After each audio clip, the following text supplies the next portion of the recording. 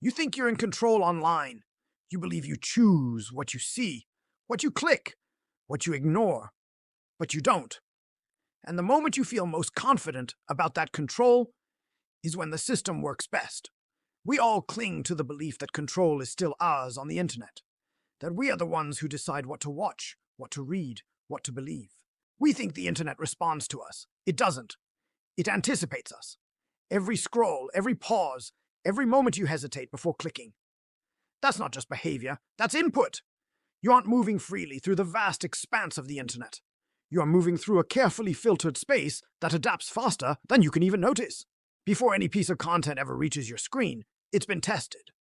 It's been shown to people just like you. People with similar habits, similar reactions, and most importantly, similar weaknesses. If that content holds their attention, it moves forward, onward, toward you. You never see what failed. You never see the videos that didn't hold attention, the ideas that didn't trigger an emotional response, or the articles that were simply ignored. You only see what survived. This process creates a powerful illusion of choice. Why? Because everything presented to you already works. Everything in front of you has been pre-validated to capture your interest. So when you make a selection, it feels like a personal discovery. But you didn't really choose this content. In a way, you were selected for it. The system is smart. It doesn't need to force you to do anything. Force creates resistance, and resistance is inefficient. Instead, it subtly removes the alternatives. Think about features like infinite scroll, autoplay, and those eerily accurate recommendations. They don't feel restrictive, do they? They feel convenient. And convenience is how control quietly disappears. At some point, you stop searching. You stop actively deciding what you want to see. You just wait to be shown. And while you wait, the system learns. It's not learning who you are as a person, your hopes, your dreams, your values. It's learning what calms you, what angers you, what keeps you engaged for just one more minute.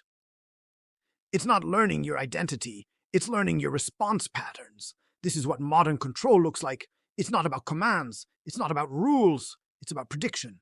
The more predictable you become, the easier you are to guide. And this isn't a matter of intelligence. Smart people are not immune. In fact, they often just rationalize their choices faster.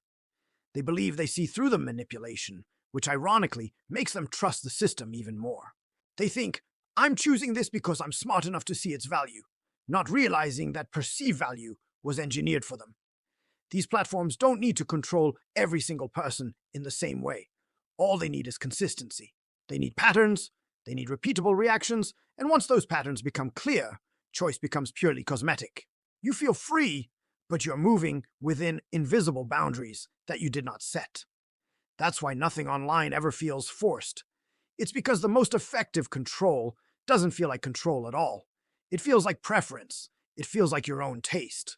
So the next time a piece of content appears at exactly the right moment, when it feels deeply relevant, comforting, or perfectly timed to your mood, that's not a coincidence. That's not serendipity. That is the system doing its job. You're not in control online. You're being guided, quietly, constantly, and with terrifying efficiency. The more natural and personal it all feels, the better the system is working. Thank you for watching. If this made you think, consider subscribing for more.